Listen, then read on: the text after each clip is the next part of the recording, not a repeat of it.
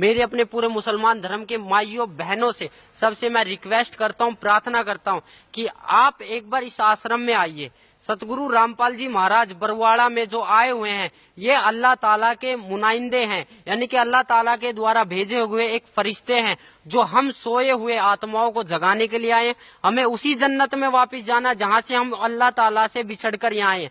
आप खुद कहते थे, हमें खुद बताया जाता था कि हम जन्नत से आए हैं। जब हमें इतना पता है कि ये शैतान का सब कुछ है, यहाँ शैतान का ही हुक्म चलता है, तो हम यहाँ से निकलने की क्यों इच्छा नहीं करते?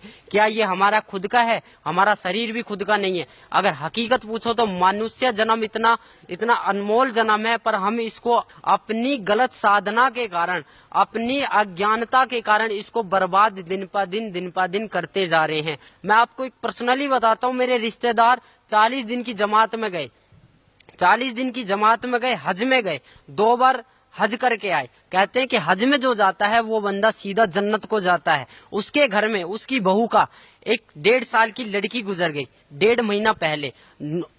उसको 1.5 महीने के बाद एक बच्चा पैदा होने वाला था, 1.5 महीने के बाद उसका लड़का होते ही गुजर गया।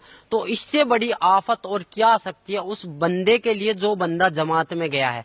उस बंदे को क्या वो मालिक इतना नहीं देख सकता कि ये बंदा मेरी राह में लग रहा है, इस बंदे के घर में बरकत दूं, या इस घर के बंदे को मैं सही सलामत रखूं? ये बंदा इतने, अगर काल जब अपनी वाली पे आता है, काल जब को खाने लगता है, तो वो किसी का ना माँ देखता, ना बेटी देखता, ना बहन देखता है, ना बेटा देखता है, ना बाप देखता है। उसको सिर्फ खाने के लिए 1 लाख चाहिए, 1.25 लाख उत्पन्न कर रहे, उसको श्राप मिला हुआ है। आप सभी भाई बहनों, सभी मुसलमान भाई बहनों, भाईजानों से मेरी प्रार्थना है, मेरी रिक्वेस्ट है कि आप सतगुरु रामपाल जी महाराज के चरणों में आइए।